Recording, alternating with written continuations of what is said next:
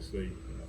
You said it's going to be a physical game, hard-fought game. Just your thoughts on the game today. First thing I want to say is to thank all the fans that came out. I mean, we had almost 3,600 people here.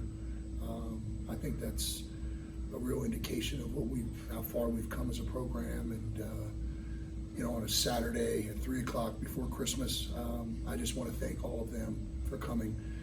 Stephen F. is Stephen F. They're a really good team. I think that we had our chances. We've kind of, figured out some things down the stretch that I thought really helped us.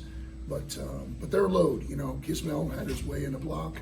I thought our game plan, especially offensively, was right. We only had 17 turnovers. But, at the end of the day, leaving 15 points from the free throw line on the board, you're just not going to beat a team as good as them, leaving that many free throws on the board. Coach, AJ picks up 2 fouls in the first 50 seconds of the game. So obviously you have to shift a lot of what you want to do. And then just in general, it was a game where they called a lot. And do you think your team handled the physicality of the game well, or how do you think they handled it? I think towards the end we kind of settled in and played better. I think that we weren't really. I didn't think we were on our toes defensively. They made some shots that they normally wouldn't and didn't hit throughout the year, but I thought we were kind of on our heels a little bit defensively, and we never were able to get out and transition and play. I think they did a really good job of trying to take that away, but it's a physical game. But anytime you play Stephen F., it's going to be physical, and this league, it's just. I've said it all along. I mean, it's a very different league of basketball. The physicality in this league it is what it is, and it's different. Roydell, very roller coaster type of second half for you. Obviously struggled with the free throws, but you help get the team back in the game. Scored, I believe, 12 straight points at one point in the second half. Can you take me through the second half and just how everything went for you? I was just having confidence in yourself, and the coaches really believing in you, and they just talking to you and telling you stay focused. Don't get frustrated.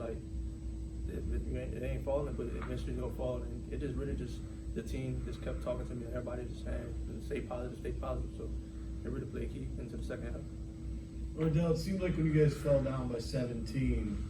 You almost got an anger in you guys that you were letting this thing slip away. Did you feel that? Kind of a change in your attitudes? Yes, sir. Honestly, I really did, because Trey, he talks to us a lot about keeping our head and stuff like that. So it just really, I felt like the team was we really was trying to go undefeated at home. So we were really just trying to come back and win. And at that point, we were just trying our hardest to come back. Coach, how do you think overall the team held the composure with the physicality that you saw and some interactions with the refs at times? Do you think they held the composure? Not really. I thought we kind of got out of ourselves a little bit. It's easy to do when, a lot of these guys have never really been in that kind of moment. It's easy to do when you're 22 years old and, you get, hacked and hit. And, but I thought, I thought the last 8 minutes or so, I thought we kind of just found our rhythm offensively. We found our rhythm defensively. I thought we played really hard. I thought that I'm really proud of the grit that this team showed, and to come back, because it's like I told them in the locker room. I've been on teams before that when they get down like that, they would have got boat raced. But we showed a lot of grit. It's a 2-point game with 50 seconds, and we just. Their best player came on, just stepped up and made a shot, and it was a tough 2 over 2 hands, but that's what, really good players do. It looked, at times, looked like 1980s, I guess, Pistons and Celtics. Was it both ways? Did your team assert themselves physically enough? Because they did also. You talk about hacking. I don't know. I think that, I need glasses here, but, we found. We don't foul a lot. That's it's just different. We don't. We really try to emphasize not fouling. You know, they're the #1 team in the country in fouls. Now you can't call them all, but they do a great job. Their bigs are big and physical. They're not tall. I mean, Jim and I have talked about that before. They're not 6'10", but I mean, you know, that kid is a load. He's 200, all of 55 pounds, and you know, I thought Truman did a really good job. I thought Truman probably guarded him better than anyone else. I thought Sham just didn't have anything in the tank. Was it flu related or was it? Well, I mean, he's practiced 1 day in a week, Yeah. you know, and yesterday was the first day that he was able to keep anything solid in his system. But he'll be better, you know. It's just, but all that being said, we shot ourselves in the foot, in my opinion. You know, we left, you know, 15 free throws on the board. I mean, we were 5 for 16 in the second half, and we're trying to make a run from the free throw line. I mean, you know, it's hard to beat any team in the league, let alone, you know, Stephen F. Austin and go 15, you know, leave 15 free throws on the board. Coach. Talking to Keller after the game, 2 things he said was usually somebody gets down, they'll bury it by 25 or 30. Then he kind of intimated you guys are kind of a sleeping giant now in this league because of this building. Did you feel that with this building? You had a record crowd. You seemed to all of a sudden kick in at one point. Do you feel like you guys have gained that much on people? I think we've come a long way, Jim, as a program. Kyle, Coach Keller mentioned the same thing to me. You know, I think that, you know, when I got here, you know, 18 months or so ago, you know, the people who know where the program was. If people come around and see what it was today, we've come a long way. Now, we're not satisfied. We've got a long way to go, but I think we have a chance to build something special here. I've said that all along. I think that you can start to see it today. You know, you got 3,600 people here on a 3 o'clock before Christmas. It says a lot about the community here and how hungry they are for basketball to be relevant. We had a relevant game that meant something to the people in this community for the first time in a long time. And I'm proud of that. I wish the outcome would have been different, but it's the first time our guys have been in that environment. You know, and hopefully we can continue that on and continue to build. It's just about continuing to build. You cut the lead to 1 with 1:15 left in the first half on a run. Cut the lead to 2 with 1:18 left in the second half. How do you get over that hump? Because both times you're 1 possession away. Yeah. You know, I think it comes down to getting a key stop. I think it comes down to, you know, honestly, Jim, being able to step up and make free throws when the pressure mounts. You know, and you know, the only way to learn how to do it is to do it. And I'm really proud of our team. I have confidence in this group that we're going to do it. But you know, we just have to step up and do it. And the only way to learn how to do it is to do it. I mean, you can do all the simulation you want in practice. You can do all that all the time. But until you get when the popcorn pops and the fans are here and the crowd's going nuts and you're winded and in those moments, it just takes experience and opportunities to be able to bust through. Coach, you mentioned the free throws, but also there were times at the basket that you guys, you know, had some shots that you missed, and you guys were able to get shots, you know, with the back door, with them overplaying.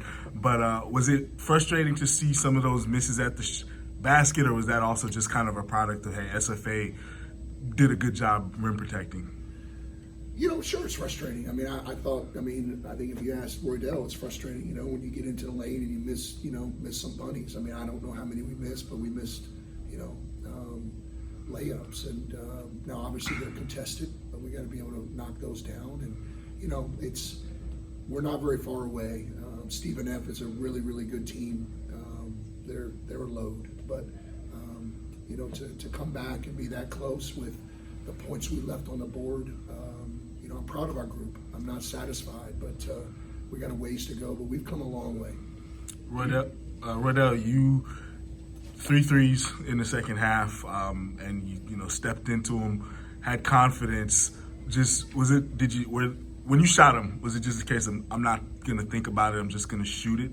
Honestly, it was just, you know, like I said before, just having confidence in yourself. Honestly, we work on shooting mostly every day. It's an everyday thing. So, I mean, it pays off, as y'all can see, that as long as you're in the gym and shooting the ball, then just go fall.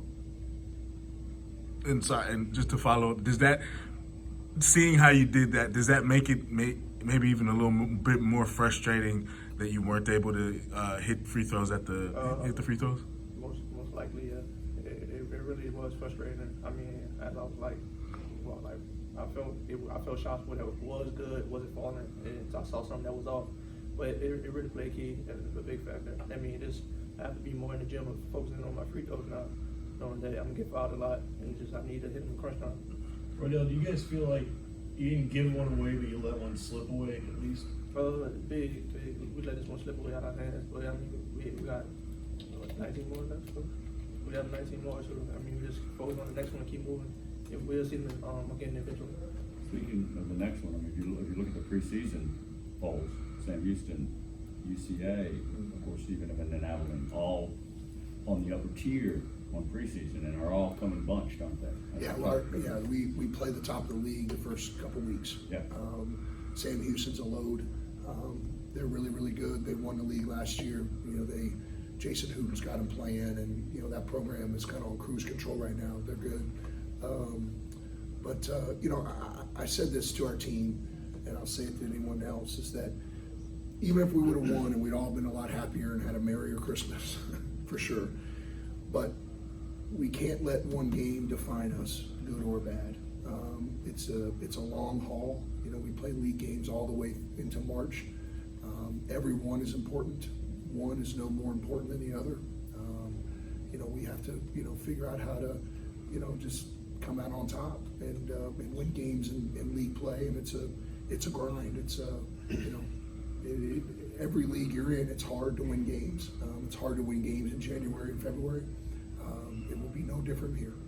You obviously you talked about never having moral victories last year. Now, do you need one of these to kind of signal your arrival as a program? I don't know. I mean, for sure. I mean, I think for me, probably more than anyone else, I think that, you know, the thing that I want to do, Jim, more than anything else, is I feel such a responsibility to this community. You know, I really, I don't want to get emotional, but I really love living here. I love the people here. I believe in the leadership that's here. And, you know, for the 3,600 people here, I want to deliver for them, you know, and that's really more than anything else. I understand the process of building a program.